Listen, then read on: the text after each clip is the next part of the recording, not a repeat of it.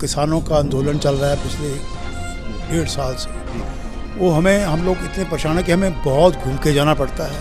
हमारे जो एक्सपेंसेस हैं वो कम होने की बजाय और बढ़ गए हैं। ऊपर से ड्रग इतना चल रहा है कि लॉ एंड ऑर्डर कोई है नहीं। बिहार के जो गवर्नमेंट है पिछले 6 वर्षों से लुधियाना आ रही है और पंजाब के इन्वेस्टर को लुभावने तरीके और बता रहे हैं। प्लग एंड प्ले शेड बना के तैयार करके रखे हुए हैं, आप आइए 15 दिन में फैक्ट्री चालू हो जाएगी आपकी। और जो लेबर है वो वहीं पर मिल जाएगी, उसको आना यहाँ नहीं पड़ेगा और उनके खर्चे नहीं होंगे, तो वो और चीप रेट पे मिलती है। और जो रेंट ले रहे हैं वो तो अनएक्सपेक्टेड है। इसकी वजह से हमारा दिल कर रहा है आज कि बिहार में जाके अपने काम को आगे बढ़ाएं और एक नया यूनिट वहाँ पर लगाएं। और बिहार ने अगर ऐसा कुछ कर दिया तो आने वाले टाइम में मैं समझता हूँ कि लुधियाना के पास कोई ऐसा नहीं रहेगा कि वो लुधियाना में इंडस्ट्री रहे, सारी इंडस्ट्री बिहार की तरफ जाना रवाना।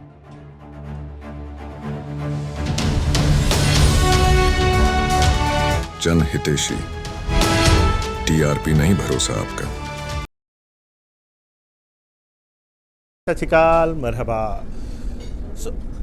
एक तरफ जहां पंजाब पिछले 3 साल से केंद्र और राज्य सरकार के बीच जो है आपसी राजनीति का शिकार हो रहा है और यहाँ की इंडस्ट्री कहीं ना कहीं चरमरा रही है। रीढ़ की हड्डी जो इंडस्ट्री की खिसकती जा रही है, क्योंकि कहीं ना कहीं बॉर्डर एरिया डिस्टर्ब होने से जो बाहर का व्यापारी है वो पंजाब में आने से कतराना शुरू हो गया है। ऐसे में परेशान कारोबारियों को, पंजाब के परेशान कारोबारियों को लुभावने सपने लेके या उनके लिए एक फ्रेंडली एटमॉस्फेयर का सपना लेकर बिहार गवर्नमेंट आज लुधियाना पहुंची है। और बिहार गवर्नमेंट ने आज लुधियाना के एमएसएमई सेक्टर से ना केवल मीटिंग की बल्कि उनको बहुत सारे ऑफर्स भी किए, बहुत सारे टैक्स बेनिफिट्स देने का भी वायदा किया। सो इस सारे मामले में आज बातचीत करेंगे केजी एक्सपोर्ट्स के हरीश दुआ जी से कि किस तरह का माहौल रहा और क्या क्या जो है बिहार गवर्नमेंट की तरफ से बेनिफिट्स ऑफर किए गए। देखिए जी,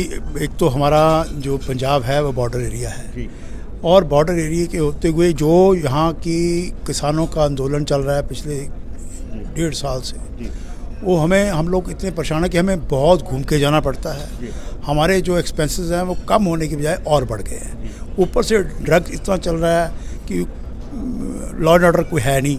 लॉ एंड ऑर्डर की बहुत बड़ी परेशानी हो रही है कि जो हमारा वर्कर फैक्ट्री से तनख्वाह लेकर निकलता है उसको रास्ते में लूट लिया जाता है, उसकी मोबाइल लूट लिया जाते हैं, तो वो भी परेशान है। तो हमने एक पंजाब गवर्नमेंट को कहा था कि हमें फ्रेट सब्सिडी दीजिए, हम बंदरगाह से बहुत दूर हैं। बिहार के जो गवर्नमेंट है पिछले 6 वर्षों से लुधियाना आ रही है और पंजाब के इन्वेस्टर को लुभावने तरीके और बता रहे हैं। और इस बार मैंने जाके बिहार में देखा, जुलाई में हम गए थे, तो उन्होंने जो बातें हमने उनसे कही थी कि ऐसा ऐसा करो, वो सब कुछ उन्होंने कर दिया। जैसे कि उन्होंने प्लग एंड प्ले शेड बना के तैयार करके रखे हुए हैं, आप आइए 15 दिन में फैक्ट्री चालू हो जाएगी आपकी। तो ऐसा सिस्टम उन्होंने बना दिया कि अब जो सारी लेबर है वो बिहार से हमारे पास आती है और जो लेबर है वो वहीं पर मिल जाएगी और उसको आना यहाँ नहीं पड़ेगा और उनके खर्चे नहीं होंगे, तो वो और चीप रेट पे मिलती है। और इसकी वजह से जो हमारा दिल कर रहा है आज कि बिहार में जाके अपने काम को आगे बढ़ाएं और एक नया यूनिट वहाँ पर लगाएं। इसके लिए उन्होंने काफ़ी सब्सिडी, 30% कैपिटल सब्सिडी की उन्होंने, मशीनरी जो हम लगाएंगे उसके ऊपर 30% सब्सिडी है, 12% रेट ऑफ इंटरेस्ट है वो माफ़ है 5 साल के लिए।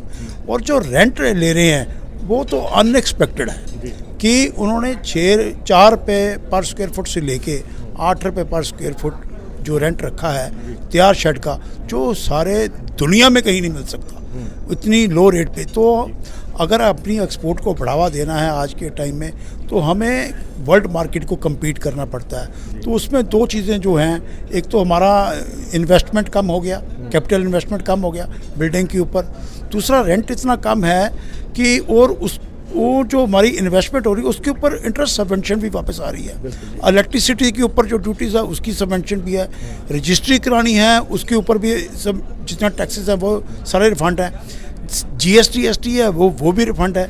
तो इतना कुछ देने के बाद जो हमारा कंपटीशन है वर्ल्ड मार्केट में उसमें हम कंपटीशन कर सकते हैं। और बिहार में जाके अगर हम फैक्ट्री लगाते हैं तो आने वाले टाइम में मैं देख रहा हूँ कि पहले त्रिपुर हमसे सारी इंडस्ट्री खो के ले गया यहाँ से, अब बिहार की बारी है। और बिहार ने अगर ऐसा कुछ कर दिया तो आने वाले टाइम में मैं समझता हूँ कि लुधियाना के पास कोई ऐसा नहीं रहेगा कि वो लुधियाना में इंडस्ट्री रहे, सारी इंडस्ट्री बिहार की तरफ जाना रवाना हो जाए। मैं यहाँ से पूछना चाहूँगा दुआ साहब, पिछले लगभग 3 साल से आप ही के मुख से हम सुनते रहते हैं कि पंजाब में जो एक ये कहीं ना कहीं बॉर्डर डिस्टर्ब चल रहे हैं, चाहे वो किसान आंदोलन हो या उनकी मांगों के कारण, या हम पॉलिटिकल सिस्टम का शिकार हो गए हैं। ऐसे में क्या इंडस्ट्री के जो दूसरी स्टेट्स के लुक्रेटिव ये लुभावने अवसर लेने का कहीं ना कहीं सबब ये भी है कि कहीं ना कहीं हम यहाँ पे परेशान हो चुके हैं और हमें ये भी लग रहा है कि पता नहीं इसका कल